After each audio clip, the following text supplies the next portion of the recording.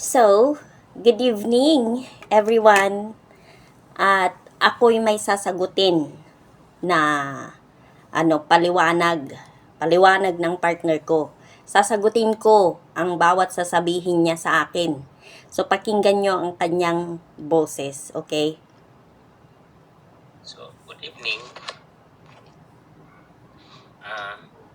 Ako po pala ay gusto ko lang ipaliwanag doon sa partner ko kasi na-misinterpret pa. Mas mahirap magpaliwanag sa chat kaysa sasabihin mo. Nagchat-chat daw yon doon sa mama ni Andy, yung babae. Nangungulit kasi daw si Andy hindi nagre-reply. Hindi raw sumasagot. Kaya ini-stop niya yung mga account ni Andy, nakikita kung sino yung friend niya, pinag-a-add. Ngayon, na-add siguro ako doon. Pinakita ko, sino kaya itong nag-a-add? Nung nakita ni Andy nga, asawa niya dati ang nag-add sa akin, sabi niya, Tiyo, naki-accept kasi para dito na lang magchat-chat sa'yo. Kasi nga, pag doon kay mama, nakakahiya. Baka masirmonan pa ako, baka magsumbong yan kay mama nga ako yung nang iwan sa kanya. So, sandali lang. Sagutin ko yon ha. Sagutin ko yung part na yon. Diba? Bakit may cellphone si Andy? Diba? May cellphone siya. Alam ko may cellphone siya. Diba? Bakit hindi sa kanya? Hindi sa kanya niya i-add. Diba? Bakit sa'yo pa? Common sense, diba? I-accept mo. Dapat sinabi mo na lang sa kanya na ikaw na ang mag-add sa kanya dyan sa cellphone mo para dyan na kayo mag-usap personalan. Ganon. Kung hindi siya marunong mag-type, o di tawagan niya. Mayroon namang voice over sa sa cellphone, di ba? Di ganon na lang gawin niya. Sabi ko, i-accept mo. Ka mag-chat dyan. Ngayon, in-accept niya. Tapos maya nga, nag-chat, nag-good morning. Good morning po, ate.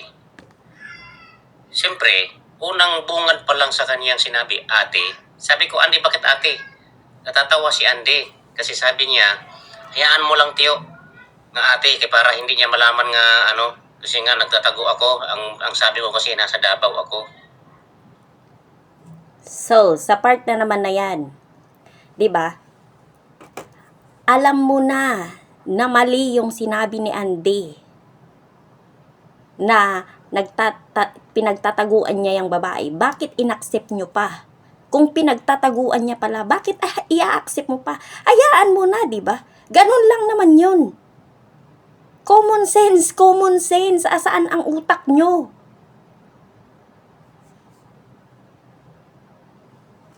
Kaya yun, nagsimula. Kaya yun, nagchat-chat na yung babae. Good morning po ate. Di sinagot ko naman, good morning din. Sabi niya, sino ka? Sabi niya, ako po yung asawa ni Andy. Ganun ba? Kaya yun. Inuusisa ko ang katotohanan. Kung totoo bang iniwan siya ni Andy o ano bang kasalanan. Anong ginawa niyang pagkakamali. Kaya siyempre, nandoon na rin lang naman sa cellphone ko nagchat. Inuusisa ko na. Karapatan ko yun. Sarili kong cellphone yun eh. Account ko yun. Doon sa akin nakikisingit. Ngayon, ate siya ng ate doon. Ang sabi niya, ano po pala ang pangalan mo, te? Kasi nahirap naman magchat-chat tayo, hindi kita kilala. Sabi ko, ate Ila mo. Nag-ate na rin lang naman siya. So, ginamit ko na yung pangalan niya. So, di ba? Ang liwanag. Gusto nyong lukuhin yung tao. Gusto nyong gamitin ang pangalan ko para makuha nyo ang mga information na dapat nyong kunin doon sa taong yon. Kung yung cellphone ni Andy ang ginamit na lang, o di doon na, di ba? Wala pang naging problema ngayon. Hay, nakakaloka ka. Tapos gagamitin mo pa ang ano ko. So ngayon, hindi ka nagkasala sa akin, ay nagkasala ka na sa akin, nagkasala ka pa dun sa taong yung nagkasala ka pa sa Diyos. Hindi mo naintindihan yun. Ate siya ng ate doon. Ang sabi niya, ano po pa pala ang pangalan mo, te? Kasi nahirap naman magchat-chat tayo, hindi kita kilala. Sabi ko, Ate Ila mo. Nag-ate na rin lang naman siya. So ginamit ko na yung pangalan niya.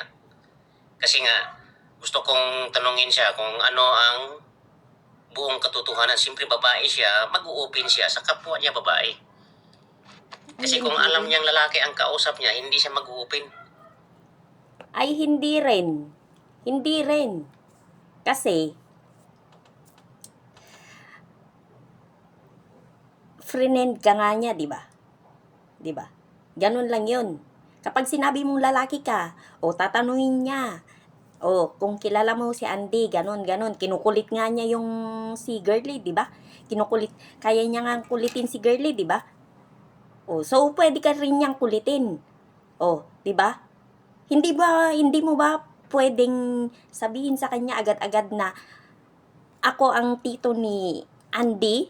O, ano bang problema? Ganun ba? Parang hindi tayo nag-live Parang wala na yung matalinong live stream partner ko, 'di ba? Dapat pag mga ganyang bagay, tanungin mo na yung mga problema. Tanungin mo rin si Andy, 'di ba? Kasi katabi mo nga siya, 'di ba? Katabi mo siya, sabi mo. So, dapat tinanong mo siya ano ba talaga ang problema, o 'di ba? Sabi mo pa, siya yung nagsasabi. Nang sasabihin mo, ano ka, wala kang utak? Naririndi na naman ako. Ganon. Di ito na, nagsimula na. Isa o dalawang chat lang, si Andy na ang nagchat-chat ng ganon. Tapos, manok na lang. Manok na lang. Halagang 100. May ano pa, talastas siya. Sige na, sige na. Sibuyas pa din. At saka suka. Yun. Yun ang nangyari. Tapos, siyempre ate siya ng ate. Hindi naman ako panay chat sa kanya kasi nga may trabaho kami. Nung nag-umpisa na kami magtrabaho, ang chat ko lang sa kanya, 12, umaga yun, mula ng umaga, habang nagpapahinga kami, merienda. Tapos natigil yun hanggang 12. Balik na naman ulit sa chat. Pagdating na ng mga 1 or 2, nabasa ko na yung chat sa akin ng partner ko. Sabi niya, ang galing mo, napakasinungaling mo na, ginamit mo pa pangalan ko. Talaga namang sinungaling Hindi ka. ngayon, natatawa lang ako. Kasi nga, siyempre, wala naman akong sinabing masama eh. Wala naman akong laman, wala akong inisip na gagawin ng masama para sa kanya. Napasagot ako sa kanya, si Andy kasi. Diba? Kaya yun. Nakakaloko lang Wala siya. yun, sa aking Dapat isip. nag-explain ka agad-agad. Patuloy pa rin. Pero hindi ko na nireplyan ng babae kasi nabisi na ako. Dumating yung mga yero ko. Pagdating ng gabi, Sinungaling talaga. tumawag yun.